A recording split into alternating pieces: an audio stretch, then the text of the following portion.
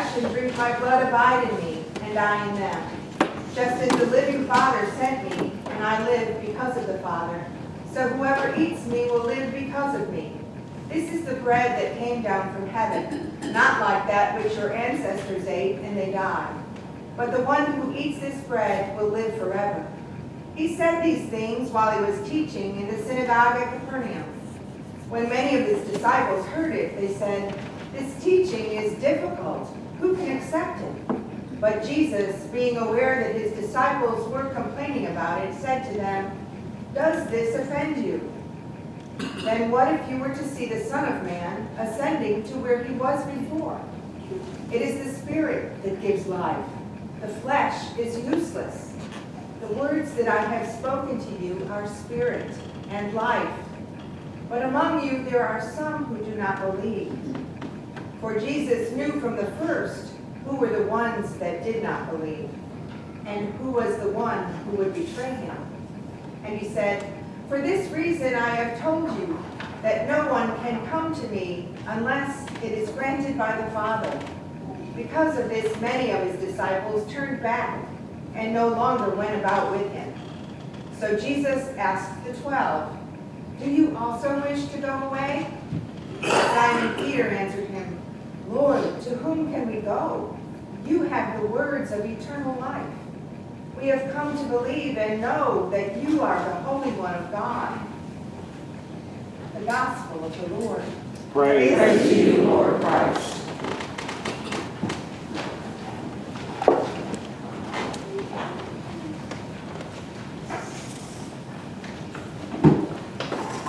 In the name of the Father, Son, and Holy Spirit. Amen. Please be seated. Good morning. Well, the priest rarely carries the gospel to bear to the little community, but I actually thought, what a cool symbol, right?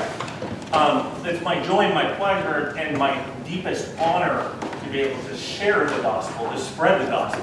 So why not carry it up in this community? So carry it this morning. There you go. Anybody getting a little tired of the same sermon that I've been preaching for this past month?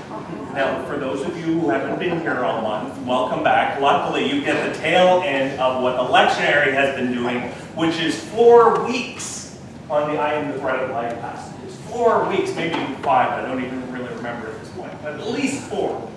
I am the bread of life passages. We've been talking about it for a little while. If you missed out, you can catch on today, because this is the same sermon I've been preaching for the past month anyway, so it doesn't matter. If you've been here, welcome. You can't leave. You'll distract people with your pants this morning, Ross. But in jesting, Jesus is talking once again, and I stole this sermon last week when I talked about how the disciples fled Jesus at this point in time. Heretofore, they had been attracted to him, they loved him, but when Jesus started talking about consuming him, right? He's not just talking about the Eucharist, although he is talking about the Eucharist. We talked about that last week. But he's talking about ingesting godliness and holiness, ingesting him, consuming him. This is the point when people start to flee and say, "That's too hard. This is what I don't, everything else we get, but now it's too hard."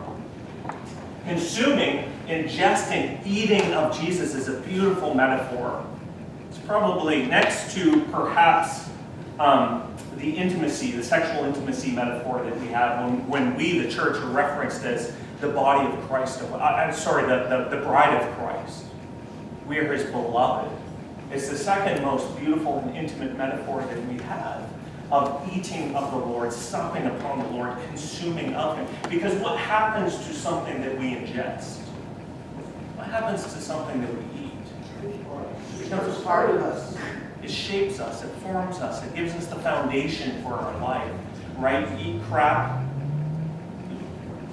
what happens to you, right? You eat whole and healthy and goodness, what happens to you? And so it's the perfect translatable metaphor for understanding of the consuming of holiness, of the consuming of Jesus and the consuming of godliness. I was watching a TV show this week. Meredith's been gone all week, so I've been watching far too much TV and been on Facebook way too much. If you see me on there, forgive me. But I turned the TV on this week, and I've never seen this show before, and some of you may have seen it, but it's called Extreme Weight Loss. Anybody seen this show? Where they basically take on someone and go through a boot camp type recovery for this person. And so this week it was extreme weight loss, and it was a woman. I'm almost embarrassed to say that I even watched this show, but I did anyways. And one of the reasons I hate these shows is because they show you the immediate results, but they don't come back 5 years later, right? They don't come back and say, hey, have you dealt with the despair that led to the crisis to begin with? But that's a different, I'll get to that in a moment. They took on this woman who was she was in her mid-50s, and she was, 100, 150 pounds overweight. And that obesity, and I'm not talking about this obesity, I mean the obesity that had led her to find meaning or significance or wholeness in food, also spread out to different aspects of her life. And so she was also a hoarder. Ever been around a hoarder? Most of the world would probably call us hoarders.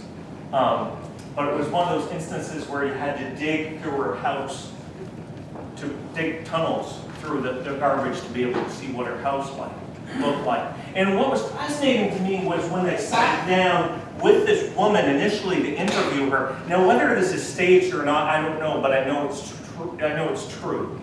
They sat down with the woman initially, and they began to interview her, and they wanted to see parts of her life, and she refused. She wouldn't let the cameras in in her house. She wouldn't let the cameras in areas because these areas for her had become so dysfunctional. And in a way she knew that they were dysfunctional, in the deep way she knew they were dysfunctional, that she ended up hiding that life from everyone else and creating a type of superficial mask to which she showed everybody else, right? That fake smile, that pretending of having it all together. In fact, if you've ever lived with or been around an addict, you know exactly what I'm talking about. Kind of the real life that's underneath, and then the superficial life which you present to people, which is both being dishonest to yourself and dishonest to those around you.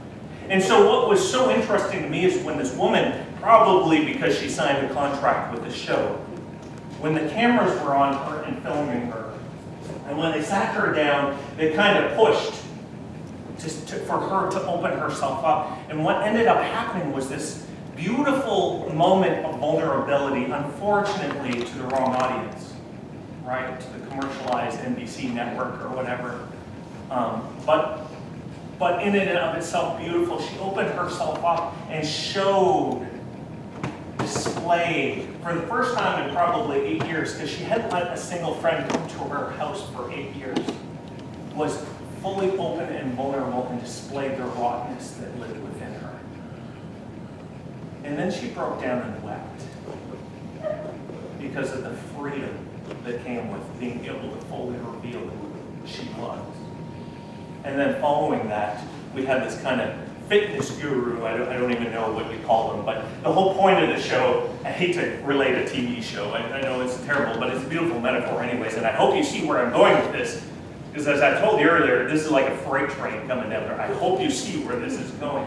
But as this woman finally admitted to herself with that vulnerable and open honesty about how broken her life was, how she was living a lie to herself, really it was in that openness of an honesty with herself that salvation came, right? That was the moment salvation came to her. And then she was willing to hand herself, Mary's been gone, I'm going crazy, willing to hand herself over to the fitness guru to help her fix her life, essentially. She said, I can't do this.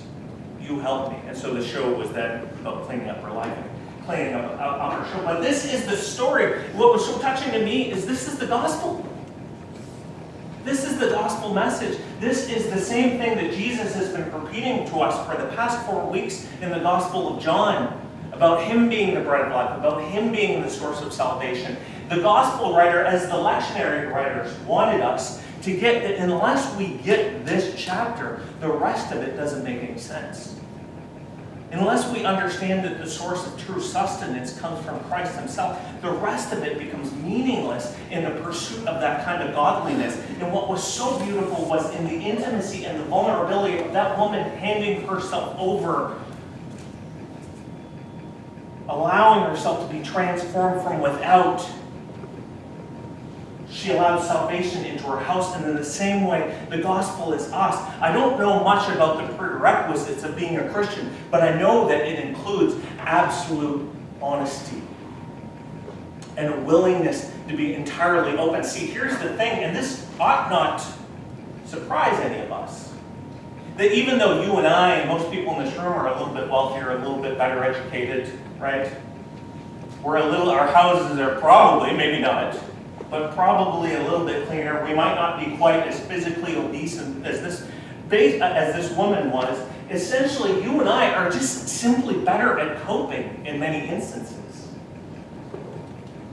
We're simply better at pretending that everything's okay, rather than being entirely, vulnerable with ourselves. Openly, honestly asking the question, is my marriage really working right now? Is this job really where it should be? Am I the person who I really long to be at this point in time? We've become experts because we're the successful lot, right? If you're coming to an Episcopal church, you're probably the successful lot, by and large. We've become experts at surviving, which in some ways makes it that much more difficult to hand it over and to be so openly vulnerable to God, who says, come to me and I will give you real food and real life. Now, what does that look like? What does godliness and what does holiness look like? Well, once we move out of chapter 6, we're going to talk about that. And in fact, we do talk about it regularly. What does holiness look like? The food that we desperately long for, right? The thing that we really want instead of the pretend cocktail parties, although cocktail parties are 1,000 times better when you have this to begin with. In fact, they're way more fun when you're honest with the people who you're celebrating with, right? Of course, it's the Eucharist. Of course, this includes it. Being vulnerable before God, offering ourselves to Him. Of course, it's a prayer life. Of course, it's an intimacy with our neighbor. Of course, it's an honesty with ourselves about where we are, what we're doing wrong. It's forgiveness, it's giving, it's mercy, it's learning, it's holiness. It's ingesting and consuming the goodness of God and getting rid of the garbage of life. And in fact, Paul talks about this today in Ephesians. Whether you treat this as a metaphor or not, again, this is another instance where I welcome you to worship alongside with me. I am not a modern man in the sense that I don't think we understand everything about the world. So I tend to treat this a little more literally. But Paul says there are powers at work which long to keep you controlled, which ultimately lead to death. But there is victory in Christ. That when you take on and consume it, eat, allow to be a part of, Christ allows you to stand victorious over these destructive powers of the world. The ones that tell you, you're not really worth it, but if you buy this product, you know those ones, you're going to be worth it. Or, you're not really beautiful, but you just need to do this to look beautiful. Those destructive powers which don't give us the voice of life. And today Jesus asks his final disciples. The rest of them laugh because they realize the most difficult thing that you and I have in this room have to do, the most difficult, the rest of it's cake after this, is to look at ourselves and be honest. Because we're better at telling lies to ourselves than everybody else. If you really want to know the truth about yourself, ask your spouse. They probably already know. Right? The most honest, difficult thing we have to do is be truthful with ourselves, and the rest just starts to spill out freely. And so he's talking to his last disciples today, and he says, aren't you going to leave me also? What are their words? Where else are we going to go? You have the words of life, O Lord. There's nowhere else to go. There was a beautiful image that I was reading when I was reading this today. It comes from, I don't know who this person is, so forgive me, but it comes from St. Cyril of Alexandria, if you ever want to look that person up, who that is. but she or he, I don't even know if it's he or she, was talking about what it means to consume of Christ, to overcome the powers that long to destroy us, the evil of the world. And he was saying, I'm going to assume it's he was talking as if, it is as if we take two candles. And I'd love to be able to do this, but I would be crucified on the spot in the chapel. It's as if we take two candles and we put them together and we allow them to burn together. What happens to those two candles when they burn together? They merge, they fuse, they become one candle. And that's what happens when we come in and hand ourselves over to Christ. That Christ, we don't get Christ, we fuse with Christ. We become gods with a little g. Holy, because he is holy. Our broken, skinny candle becomes whole because of his bright, burning candle. And so suddenly those pretend lives that we're pretending to live have no power over us anymore. Because Christ is bigger. Christ is better. Amen. Amen. Well, let's stand together and say the great anthem of our faith, the Nicene Creed. That's found on